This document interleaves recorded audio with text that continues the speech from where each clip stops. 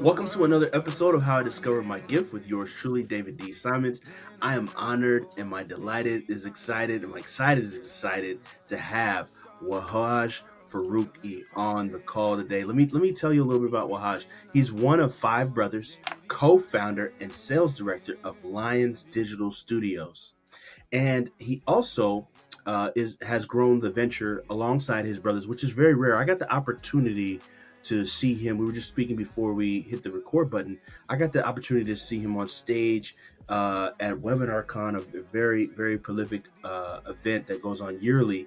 And I just admired the brotherhood, the camaraderie. So we'll dig into that. But he's grown the venture alongside his brothers into an industry leader in the info product space with a team of 100 plus. So if somebody's got to 100 plus, they know some things. They know how to build, and they've built 4 8-figure brands and generated over 125 million in the info product space. Wahaj, welcome to the show, my brother. Yo, David, thank you so much, man. This was like Bruce Buffer announcing me for a UFC fight. Yes, sir. Let's knock Happy him to out. be here, man. Thank you so much for the intro. And yeah, bro, like one of five brothers. I'm number 4. I'm brother number 4. Wow. So we got 4 others, Yeah, man. So I want to start there, man. You guys are all in the business together, but take us to your childhood, right? Like that didn't start, like what you have built didn't start, a year or 2 years. It started as it had to start from your childhood. Tell me about what it was like growing up in the household. Yeah, 100%. Shit, yeah. Let's talk about my childhood. Yeah. So I grew up in a Call of Duty map. Okay. Call of Duty, you play that game? Yeah. So I grew up in a Call of Duty map, and the map is called Karachi.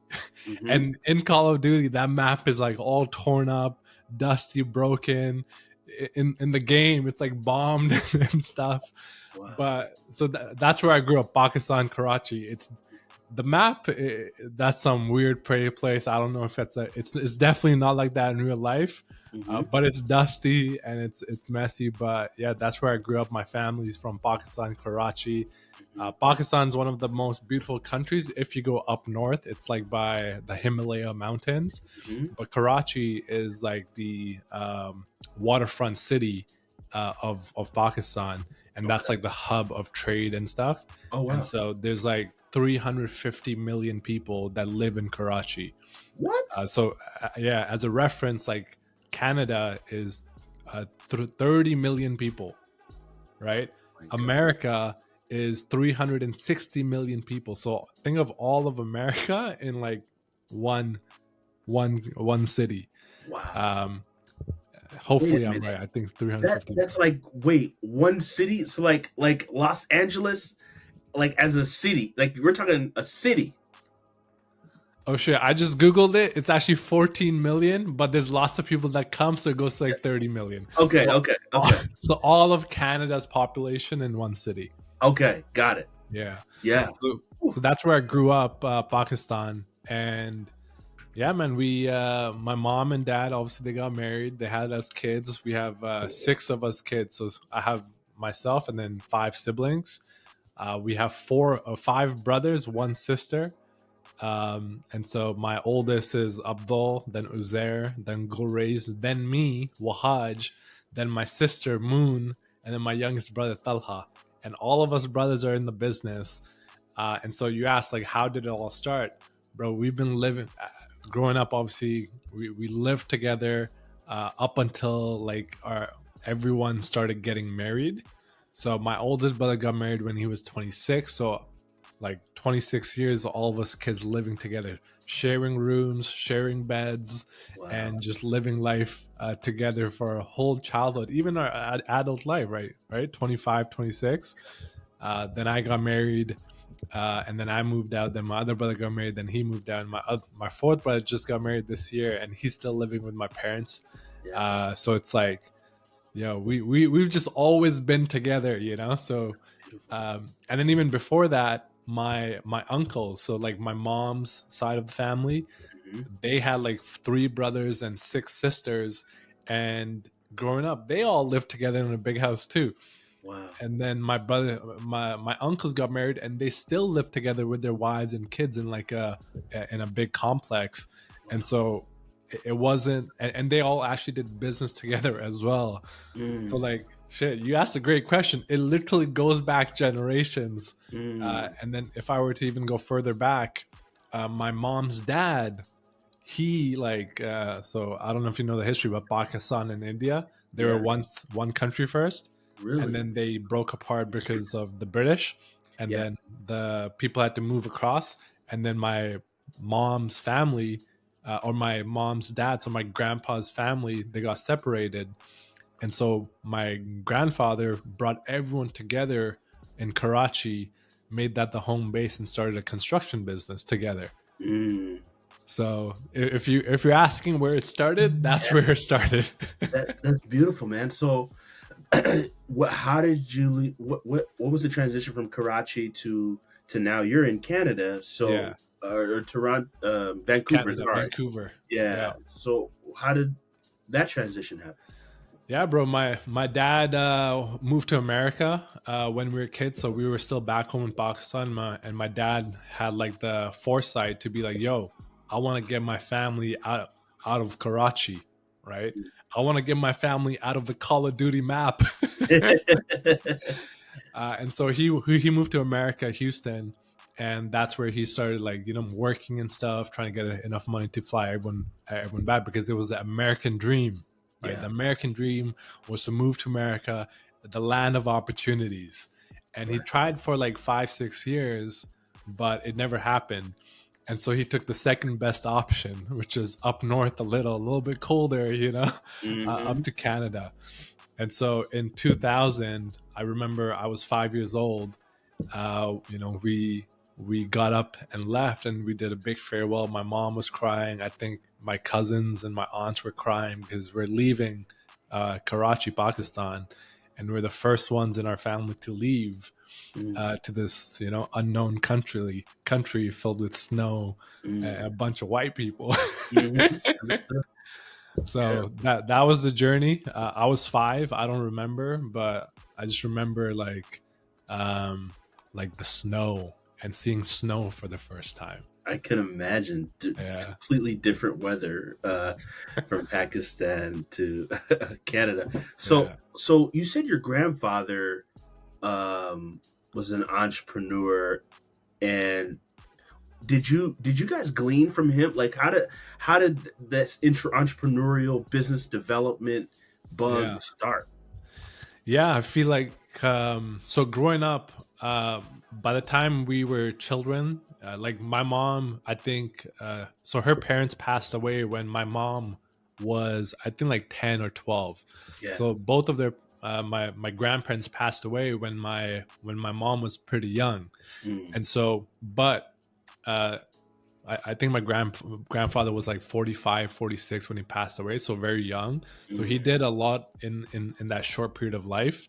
yeah. But the business was around where his brothers, so my I guess other grandparents, because that those are like his siblings, they Yeah. took over the business. And so the stories that were passed down were these entrepreneurial stories to us kids, hearing about, hey, your grandfather was an entrepreneur, your Mm, grandfather was someone who brought the family unit back together yeah. after our country being in shambles, essentially, and being broken apart and torn apart, literally torn apart Wow. by the British. And this guy, when there was no social media, there was no internet, nothing, put out ads in the newspapers, and he was like, "Hey, I'm looking for my family. Have you seen and heard of my family? These are their names," you know. And so that's what he did. And so the stories that we heard growing up from my mom, from my aunts and uncles, was like, this is what this man did. Mm, And mm, so those stories were the things that inspired us growing up. Like, yo, I would love to be like my grandpa one day, you wow. know. But it was actually, I was still too young to even like consider anything, Mm, because I was 5 years old when I came to Canada. A lot of these stories transformed my oldest brother's mindset, right? mm, So my oldest brother was maybe like 16 at the time when he moved to Canada with us, Hmm. and he heard all of these stories, and he heard like, oh, my grandpa took care of the family. And Yeah. so like while my dad was away in America, he's like, yo, I'm the guy at home right now. I'm the Yeah. one that's got to take care of my little brothers and little sisters, Mm, you know. So it's yeah. like those moments that allowed that to happen, that inspiration to be passed down, Yeah. and for someone like my brother, someone like us, to be able to like listen, hear from my mom's experience Yeah. of what someone should be doing, you know. Respect, man. Wow. Okay. So so take us into Canada, Vancouver, Yeah. Canada, and how you kind of develop and you guys develop this. I believe that nothing start like everybody sees something big, right? They see some big, amazing company like you guys have developed, and 125 million plus, man, that just happened. Like like no, there's a backstory, Yeah. there's a there's a genesis that nobody sees, there's work in the dark that nobody sees, Yeah. right? So take me through that, man, and in a sense, because this show is all about gifting, right? So take me through that, but before you go into that, I want you to share with me what you think your most dominant gift is. Okay, so my most dominant gift, it's so I'll go a little bit deeper. Okay, so my name, all right, it's an Arabic name. It's Wahaj. So that's how you pronounce it, Wahaj. Wahaj. And there's like an emphasis on the ha, Wahaj. Wahaj. Yeah. And that in Arabic, what it means is like illumination, Hmm. brightness, light. Mm. Or at the same time, it could also mean like the flame, the heat that comes from the embers of coal. Wow. Okay, and so it's it's interesting how God works, and Yeah. it's interesting how the way it works. I feel like my most powerful gift is that illumination, Mm. with people, that Yeah. energy that I could bring, the Yes. communication that I could have, the connections I can make. Yes.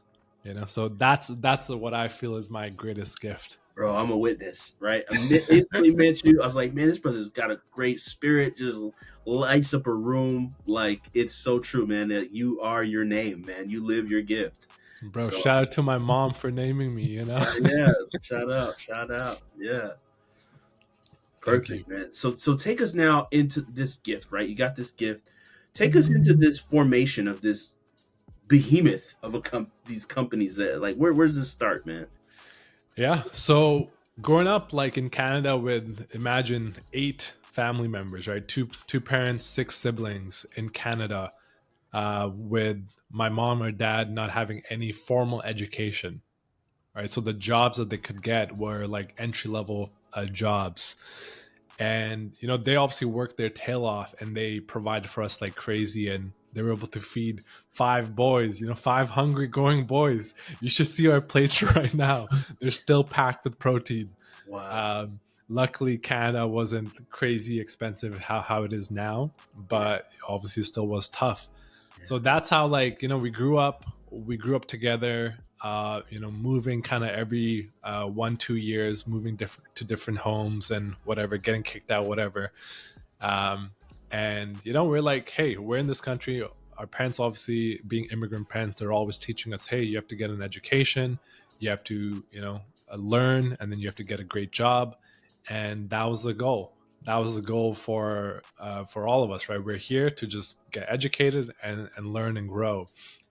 And I was 5 years old, so like I'm pretty much completely westernized by the time I'm in high school. Mm. And so, yeah, elementary we were having fun, high school we're having fun, playing sports, playing basketball. I'm 6'5", making great friends and everything. And all of our brothers are like just growing in this society. And then in once my oldest brother graduated, he was our obviously oldest, so he graduated with a finance degree from one of the best schools in Vancouver, UBC. Hmm. And he got a great job. He got an investment banking job, And this obviously, brought the income up for the family, and he Mhm. started helping out and supporting the family. And this is when I'm like probably 15 or something. Mhm. And then fast forward a little bit, my brother got laid off in like 2013 from his job. And I remember like I was still a kid at this point, and it was like, whoa, why is there like, there's like, I'm starting to learn words like stress and tension and Mhm. finances, Mhm. and this is when my brother kind of switched to his entrepreneurial spirit. Mhm. And then he started like his marketing agency where Mhm. he was doing work for small businesses. Mhm. And then this is where like my oldest brother graduated, my second oldest brother graduated, my third oldest brother graduated from all great schools. And then I graduated high school, and I'm like, I hate school. I hate the system. Right. Jobs suck. I don't want to get a loan. School is expensive. It's a waste of time. Like I'm Mhm. like the complete opposite of what all my brothers are. And I'm like, I'm not going to school. And my mom is like, furious. You guys, to the dropouts out there, you guys know the feeling Mhm. of being, that pressure and that disappointment in your parents. Yeah.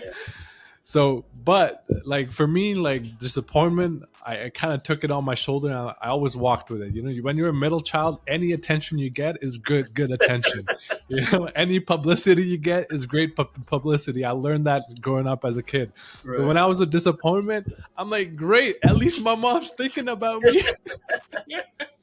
I get it. uh, so dropped out and just started doing regular work. I was like a blue collar worker for the first 3-4 years out of high school.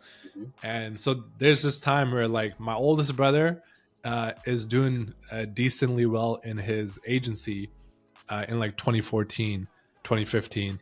And then I was a blue collar dropout, and I was like blue collar. Like I didn't know anything. I actually didn't even know the word or profession sales.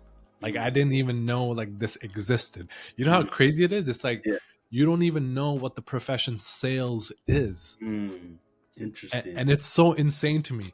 Yeah. So and I got fired from my okay. So before I got my blue collar job, bro, I was like working at a gas station. Mhm. I did. I worked at a gun club. Mhm. I worked at like construction.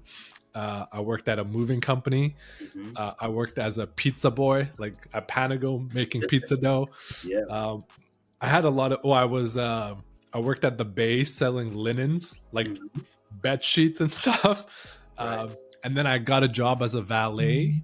Mhm. And I also got a job as a greens crew. So I was working at a golf course. Wow. So a lot of different jobs, and I'm now like 2021, and I'm making money for myself. Like it's good. Mhm. I'm spending it. I'm having fun with my friends, Mhm. and then I get fired from my what do you call it? My golf job, where I was Yeah. like cutting grass and stuff. So I get fired. I'm like, oh shit! I've been Mhm. at this job for like 3 years. Right. What do I do now? Mm. And my brother at the time, he had a business, but I'm like, oh, I don't want to work with my brother.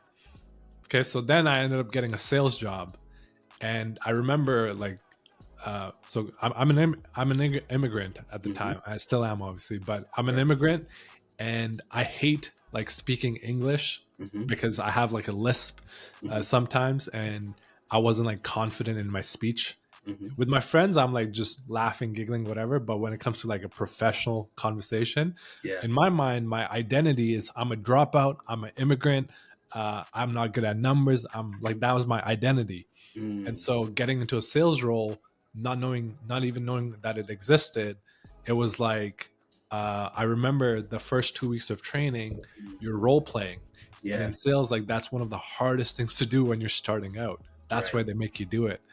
And so I'm doing like role plays with my trainer, and it's a class of 30 people, Yeah. and I'm stuttering. And I remember calling my friend after the first few days. I'm like, yo, this job, I freaking hate it. Mm. I suck at this. Mm. Like I can hear myself self stutter, and the feeling of that, like Mm. the embarrassment, I hate it so much. Yeah. And I'm like, I'm gonna quit this job. Wow. So I went through that process. 6 months later, I was the top salesperson in the entire province. Wow. 1 year later, I was a top salesperson in that entire company, What? all across Canada. What? And what the memory that and this was like you're selling like internet or whatever, and Yeah. I remember making like 50, 60K at that time. Mm-hmm. So like it's not that great, but 22 years old is freaking amazing. Absolutely.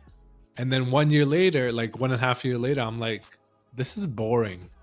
I've been selling internet for this, it's boring. But the reflection that I had was for the first time after 4 years of like, being a dropout, not going to school, for the first time in 4 years, I remembered what it feels like to learn something again. Mm. And Mm-hmm. like in my mind, it was like, yo, I remember like distinctly hating it Mm-hmm. and sucking at it and then Mm-hmm. becoming great at it. Right. And that feeling of like conquering something was like addicting, Wow. you know? Yeah. It's profound. Wow, man. So after that, like you obviously start to realize, you're utilizing that illumination gift, right? That must have been, part of it is your skill set, all the things you learn.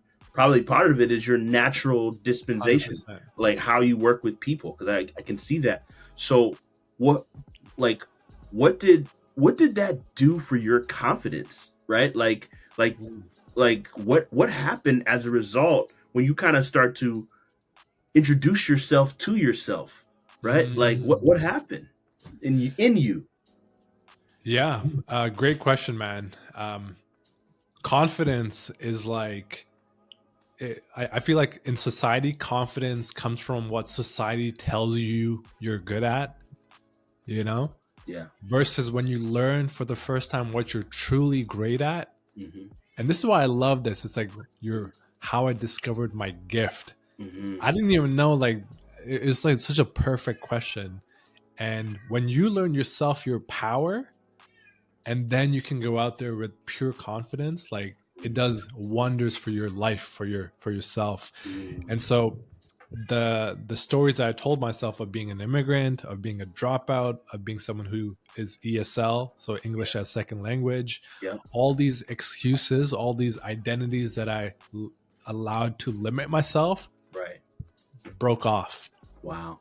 you know? And so I was, like that lid blew off and I'm like, yo, potential, Right. potential. Did you ever watch Dragon Ball Z? I did a little bit. Goku and all the rest. Yeah. Yeah. So Gohan is the guy, Goku's son, who has like insane potential. And so he went through this like major breakthrough of like unlocking that potential, and he could be like the most strongest Super Saiyan or whatever. And so Hmm. I remember I watched a lot of Dragon Ball Z growing up. That's how I felt like when I understood that that was unlocked, and the Wow. confidence for that just boom. Wow. So what did you parlay into next, right after this? Like, so you're like, okay, I'm bored. I've climbed the top of the mountain. I'm the guy. Now I gotta, chase another thing that will fulfill me. Like, what happened next? Yeah, so I got bored and I felt like I was at the top of the world. And so you already know what you got to do. When you're at the top, you got to find a bigger mountain to climb. That's right. That's right. So my brother was already at one of the other mountains because he had his own business and he was doing fairly well. Yeah. And you, when you're a kid, you don't really understand anything, to be honest, Mhm. especially when there's no communication there. Right. My brother saw that I was a good salesperson. I told him, like, my numbers are good. And then I was bored, and he's like, "Yo, I'm starting this new business venture where I'm gonna need a salesperson. You down to work with me?" And I'm like, I worked for him for like part time for 2 weeks, and then I remember I gave him my notice to quit my job immediately. And Mhm. I remember my manager was like, "Whoa, are you sure? Like you're making good money, you're doing good. Do you sure? It's risky to do something like this?" And I was like, yo, I get to work with my older brother and I get to like learn some other stuff and make more money. Down. Like I didn't even have a second Wow. thought after those 2 weeks of experiencing Mhm. the challenges, because what I experienced was that same first 2 weeks of that job where I felt like I was so bad. And I Mm, remember feeling that feeling again. I'm like, yo, I'm shit at this, because mm, it was a completely different beast of sales right. and the business. And I was like, yo, when I felt that moment again, and it aligned that, yo, this is that same experience where you at the bottom of that mountain. Yeah. I'm like, yo, I found another mountain to climb. I'm gonna do this now. Look at that. Amazing. So how long did it take you to really like get dialed in here? And Oof. So the business world, selling online high ticket. So we started with like agency work and then selling high ticket coaching. mm-hmm, It took me like 4 5 months to really crack, and mm-hmm, this was with my 1.5 years experience already in sales. mm-hmm, um, and I remember like 4 months in, one of my brother's partners wanted to fire me because I was like bad. mm-hmm, And my brother didn't tell me about this until later, but he's like, yo, my partner wanted to fire me, but I didn't because you're my freaking brother, mm-hmm. you know? And Wow. now, like after 6 months, I started performing. And then 1 year later, I'm like, one of the top guys. And we've been in business together for like 7 years, literally. Wow. And I'm a sales director. I've managed like, four high ticket, 7-figure, $1 million sales teams. I've Wow. trained over 50, 60 reps, hired over, 200 people on the team, built Jeez. systems and everything. And if my brother fired me because of what his partner said, none of this would have been possible. Wow. That I think we need to really like just like double click on what just happened, right? When you broke that down, right? I don't think people understand what you just said because literally it's the same thing that happened again. It's it's there's potential, right? Like potential to see something great blossom. Yeah, Thank God your brother had, well, one, the relationship that you guys have, right? yeah, But also he must have seen something to where no, this is gonna turn around, right? yeah, Like to it's taking a bet and a gamble, right? Because I don't know 100%. what the dynamic was of your brother's partnership, but that could have been a sore spot. Like, man, he's costing us money. Yeah, That can make a real that could in business and dollars and money gets thrown out. Like emotions are really high, and for him to sit in that and trust in you. Obviously, he'd seen something in you, in your gift, your talent, your ability, and and you turned it around. And what you said there was pivotal. That this business, in its capacity, in its may not be where it's at without you. Like that one decision could have destroyed multiple 8 figure businesses, high ticket sales. Like it would have destroyed like one. That's the power of like business. One wrong move can mess up your potential for your success for a business. It's crazy when you say that, because I don't want to put myself in that I like understand. position of, yo, it's me, and this Right. puzzle works only because of me. Right. But yeah, I agree. Like, it's at the same time, like, that move allowed me to become who I am today for the company today. Mm, And that's like what happens when you really, you know, like, care, nurture, and invest in your people. right. Your own brother. Of course, you got to do that. Right. And it's funny, like, the same things literally happening with me and my younger brother now, Wow. where he's part of my sales team that I'm building up.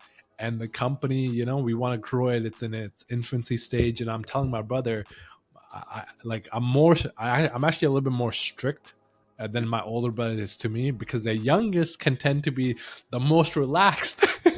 Understood. So I had a conversation with them. I'm like, yo, you're on this team, and just know that, if you mess up, like, the company can go down the drain. And Mm, so I need you to step up and be like a level above everyone else, because you have my last name. So mm. now there's a standard being set. That is beautiful. I respect that so much, man. So take me into. I want to know behind the scenes, Wahaj, because you don't just become and build all the sales reps and the team and do this high ticket sales without some Yeah. personal development. There's some development that had to go in for you. What was that process like in this 7 year building journey? What kind of development were you doing to yourself? What kind of like reading? What kind of training? What kind of Yeah, practice? What are all those dark hours that nobody knows that you were doing, putting to make this happen? man, I feel like there's um there's always these ups and downs on the journey. Always, no one will never always. No one's gonna have like a pure straight up, Right. and it's in those valleys of despair where you learn the most about yourself, where you learn the most about what works and who you need to become to get back on top of that valley. And I've had tons of dips, tons of dips. Some dips lasting like 3-4 months of just like being completely out of it, not learning at all, not even picking up a book, not even like reviewing any of my calls, whatever, just because I thought I was good. So man, 7 years, it's literally nothing. You know nothing. You always have to be learning something. And that's like the field, the education, the information, these things fuel you as a human being, especially as a man, when you got responsibilities that you got to take care of.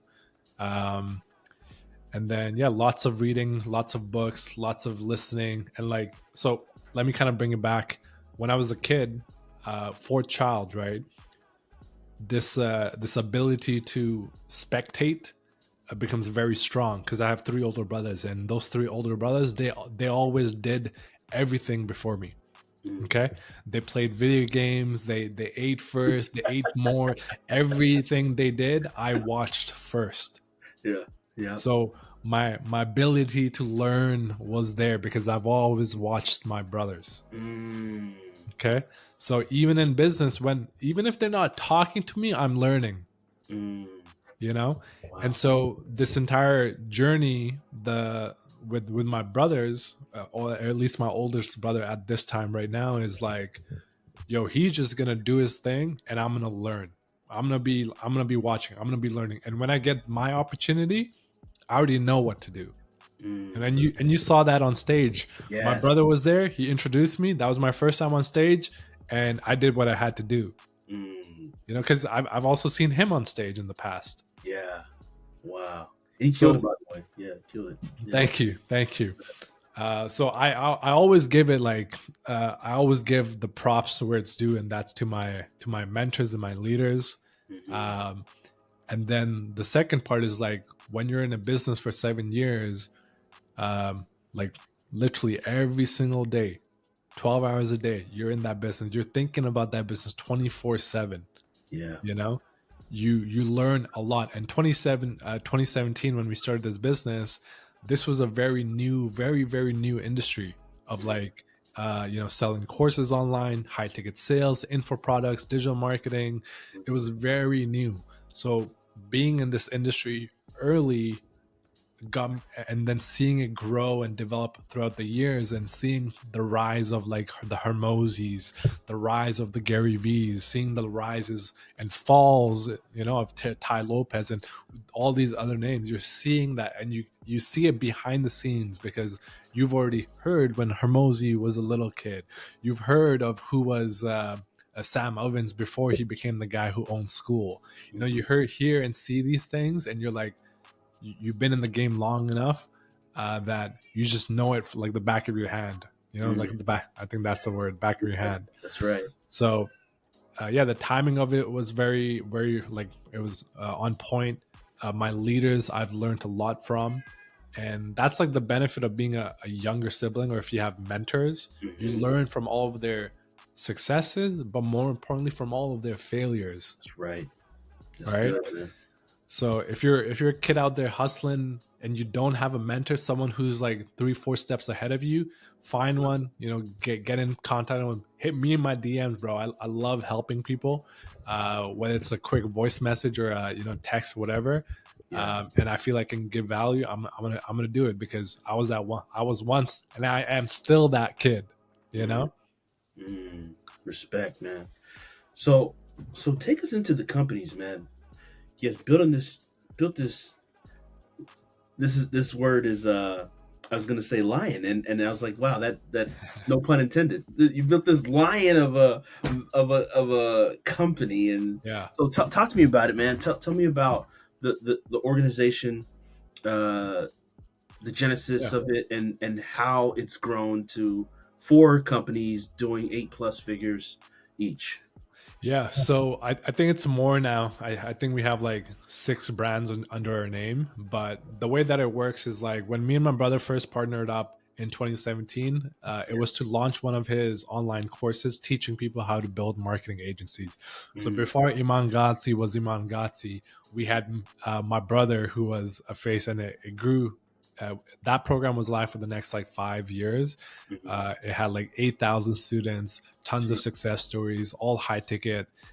So we did very well, and we learned the entire business through that experience. Mm, I think for that offer, the most we were doing in 1 month was like $2.5 million a month, just jeez, coming in. great. And so we have to build the infrastructure for that, the coaching for that, the support, the tech, the CRMs, the salespeople, which I was responsible for, Hmm. and the entire customer journey, the marketing, the advertising, because they didn't have any followers or subscribers. So it was purely off of advertising Wow. and understanding that advertising skill.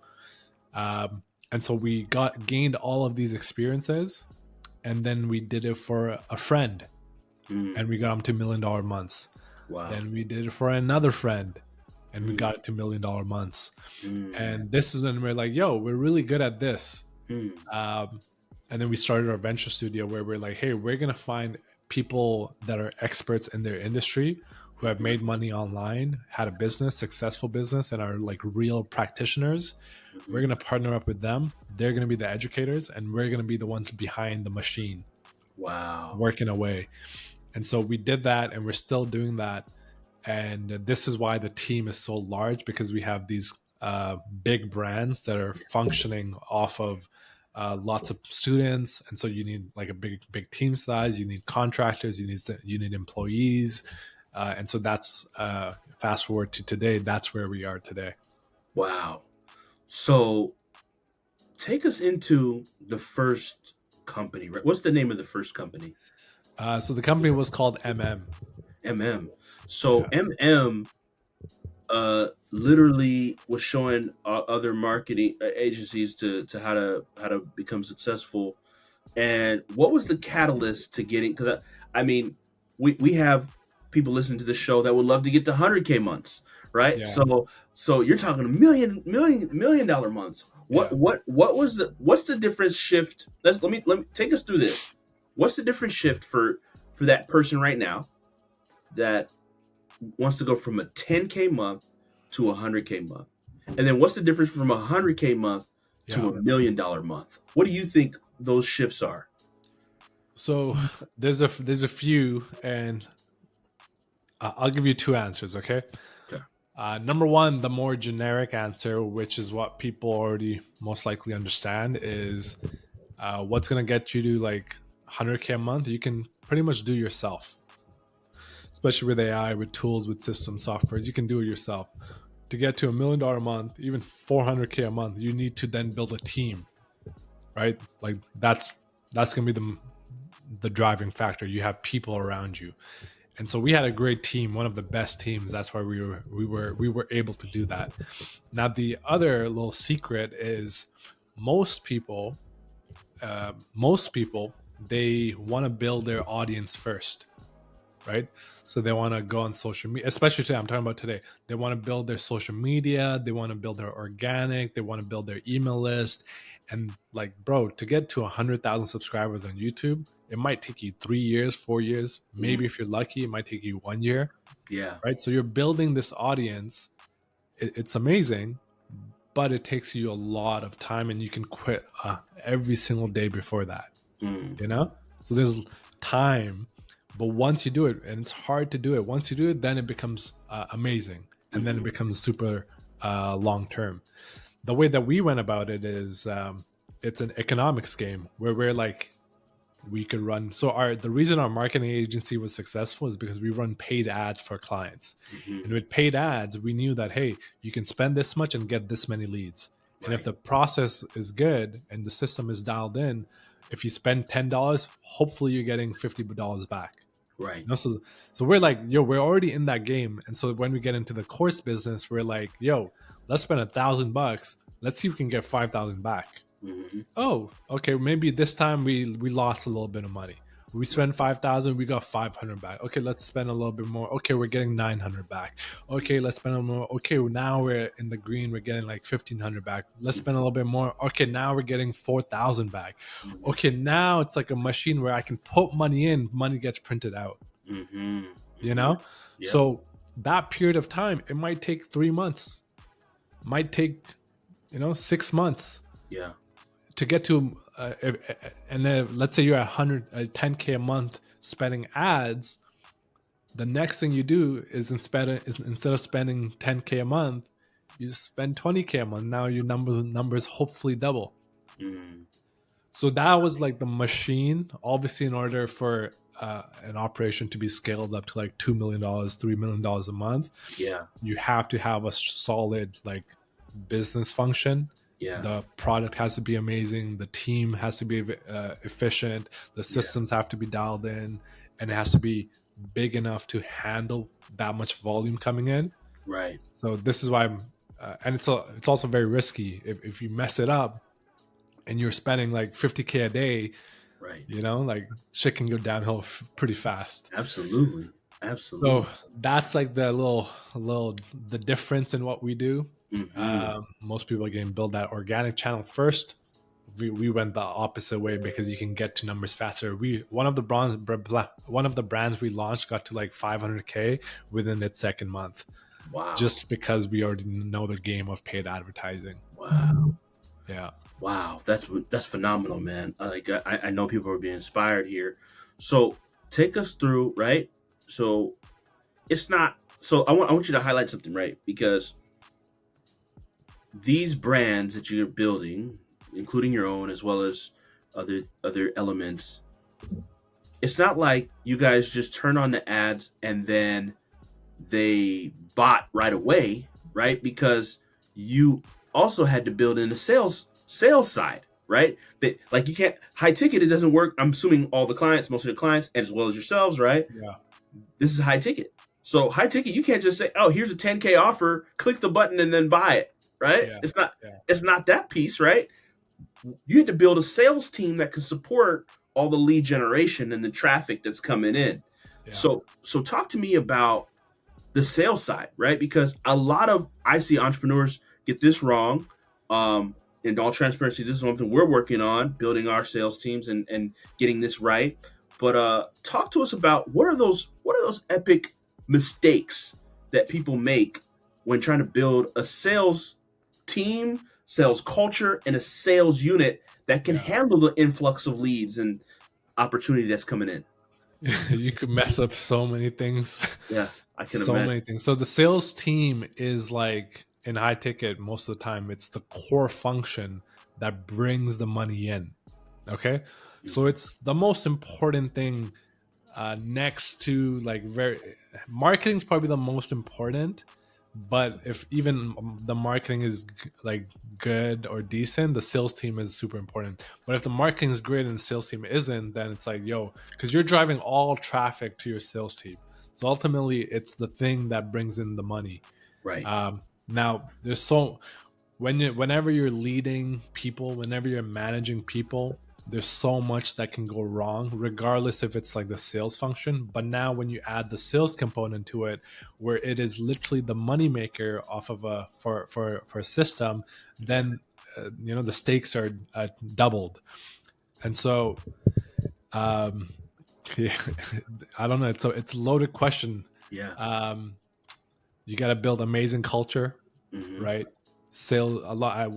The mistake I see with a lot of teams is they just think of their salespeople as like dogs, literally dogs, where they're like, "Yo, I'm giving you this lead. You better get to this number, or I'm firing your ass tomorrow." And they Hmm. have this like hiring and firing cycle, which is so intense and so fast that there is never any culture developed. Mm, Um, and the thing about culture, David, is like when you have an amazing culture, like the Spurs or the Bulls or right. even the Cavs, they will, no matter who, they can be B players, bro.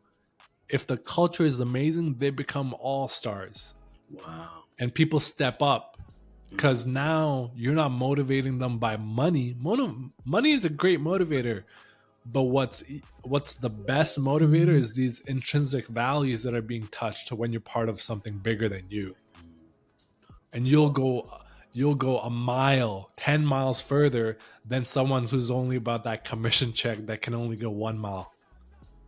that's so good. Wow, man. Wow.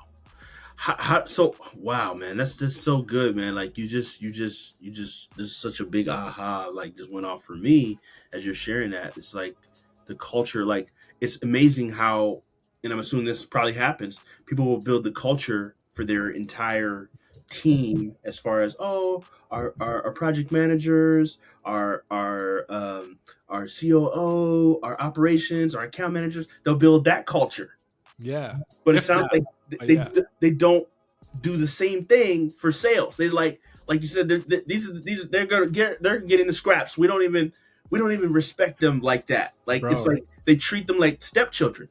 Yeah, literally. And I've been there. So when I became the leader, I'm like, yo, I don't want these guys to feel that same way. I Mm, want them to feel the love, man. When mm, you're loved, bro, holy smokes. yeah. Game's over, bro. Life's changed, you Wow. know? And so I've had so many times, even people that I let go, David, right? People that I let go because their performance wasn't up there, that they would message me months later and they would be like, man, I learned so much being part of your team. Wow. Man, like the numbers that I'm doing now, like thank you for letting me go. They literally appreciate being let go because it helped them in their development, Wow. you know? That's amazing, dude. Yeah, like literally, I literally got a message the other day. They're like, "Man, I loved your guys' team. I'm so sorry I wasn't able to, get to the level that I needed to, but I learned so much." And this person apologized to me 1 year later, and I had no like communication. And this has happened more than once, multiple times. Wow.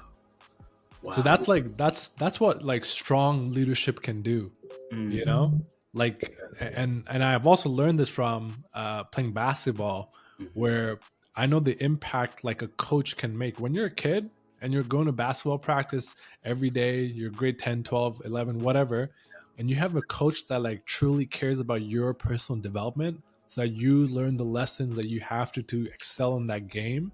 Yeah. You remember these things for life. I'm not kidding. You remember it for life. Mm, And there's so many people in this business, entrepreneurial, digital marketing space where all they care about, David, is money. All mm, they care about is money in their pockets. mm, All they care about is how much money can this person make me. mm. And that's why they're digital marketers, right? They want to make money from home, remotely, traveling to Bali or whatever. Like that's why they're in the game. They're in it for that solo entrepreneurship. Mm, Most people. right. And then they have to hire people, and then they have to lead people. And now they're like, yo, shit, I got a team of like 4 or 5 people. I was just in it for the money for myself, Mm, So unfortunately, there's times where people get stuck with leaders like that. yeah. But it just makes my company and the experience that I can provide our employees even better. That's what I'm talking about. Wow, man. Could you go into a few things that I got to hear live, and we'll wrap up with a few things. I want to respect your time. Just you hit it on the nail about culture, man. I always say culture over profit, right? Like, and not that we're against profit. We just know that you take care of the culture, profit's going to come, right? Yeah. And if you focus on profit, sometimes you forsake culture. So, um, but if you could just expound on the transformation that your organizations went through as a result of the way I saw you illustrated on stage was caring, Mm. By simply caring, infusing care into your process, you had higher client retention. You had people ascend up to your other offers, but other people would think, oh, you gotta build things that are going to make yourselves more money from the very gate and try to get as much money. But you had a flipped philosophy that most people in the industry would do and would think that's the way you need to get to growth. So if you could highlight on that, brother, that'd be great. Yeah, 100%. So I give like these are kind of like just lessons I've learned across life by having great leaders, right? Great parents, great siblings, great family structure, and so like the nature that I've developed is like very much my personality, my character, my nature. And so because of that, I've been able to like gauge what I feel is a good experience or a bad experience, or at least to the best of my ability. I hope that it's true. And then when you've also like experienced this business with the experience that I have in this business, it's like, okay, this is the competition, right? And this is what I feel like should be the normal or the standard. And if that standard isn't set there right now, hey, let's set that standard then. Let me be the one to set that standard. And like a lot of like in the space right now, we're always looking at what someone else is doing, right? Social media trains us. Even online education trains us. Like you could literally buy a $5,000 program and it'll tell you what to do, and you'll find it more valuable than watching the exact same thing on YouTube because you paid for it, That's you right. know? And so everyone feels like, yo, I gotta look there. I have to go get this before I can do this. Where most of the times, like the things that you want to do that you feel like, hey, I feel this thing should be like this, it might be right. It might be right. Follow that instinct if you have that instinct developed, Hmm. which now I have, but it's still always being developed. Hmm. So I was like, yo, let's do this way, and by doing so we 3x our results Mm. and broke that industry normal and created a much better experience for our customers, and ultimately business rewards value creation, right? Mm. And so value isn't just like money ROI. It could also be like the experience. Hmm. If you make people feel some type of way and they gain an experience, that's value added to someone's life. Truth. Truth. Man, I Yeah. love it, brother. Wow, man, dropping some heat. I knew you were going to drop heat today. I just knew it. It's So, you, bro. The uh, questions you're asking is just making me think. nah, man, it's all you, bro. So tell me, man. Uh, One, how can people get like, hey, they're an influencer listening, or they know some influencers, or they have an organization. Who's your ideal client, and where can they go to learn more about the work that you guys do? Yeah. So my name is Wahaj Farooqi. You can find me on social media at Wahaj in the Wild. All right, because this world out here, it's wild, That's right. and me too. I'm a little wild myself. But our ideal client, so like for my YouTube channel, I'm gonna be talking about how to sell your product, course, services, and yourself online. Mm, How to do that in the best way possible. I'll talk about sales and leadership with my expertise and my perspective of sales and leadership, yeah. versus what's out there is like a lot of marketing stuff. Mm-hmm. So my experience building teams, building people, and building this company up. And our client, like, look, we're really great marketers. We're really good at building sales teams as well. We're really good at paid advertising. Mm-hmm. If you have a company that's doing 20, 30K a month and you need to grow and scale, we've done that multiple times. Mm-hmm. So you can reach out to me there, and you can just follow my content and see if it's valuable first. And then, yeah, reach out to me whenever. Beautiful, brother. Beautiful. So y'all gonna make sure you check out Wahaj in the Wild. So that's Wahaj in the Wild There on we go. YouTube, on TikTok. I'm streaming Instagram, Facebook, all of them. So just plug in with the guy. He's got the wisdom, man. So one question, you weren't prepped for this, Wahaj. Yeah. What's the difference between one's gift and one's purpose? One's gift Gift and purpose. and one's purpose. What is the difference between one's gift and purpose? Shit, I don't know, man. Maybe I'm still figuring it out. Mm. But if I were to answer this question right now, your gift is the thing that gives you purpose. Mm. Could be Yeah. your gift is the thing that gives you purpose for the shit. That's deep. That's deep. I don't even know if you know what you said right there. That's powerful. That's powerful. Your gift is the thing that gives you purpose. Yeah. Hmm. Everyone has a gift. That's Everyone right. has a gift. That's right. Yeah. That's good, bro. That's good, bro. Wow, man. Thank you so much, man, for blessing the people today. I know this is gonna be an episode people are gonna watch over and over and over and gains tremendous value, brother. Thank you so much for pouring your heart out and taking some time to spend with the people and with myself here. My man, I appreciate it so much, David. Thank you so much for having me. Follow your boy Kingdom social media. Did I say it right? Yes, sir. You There did. you go. This Appreciate guy it. brings in the energy. No one can get this information out of me. I'm usually a lockbox, but David is the man. He's one of the best interviewers. He brings in the energy. He brings in the smiles, and I'm super happy to be here. Thank you so much. Thank you, brother. Appreciate you, man.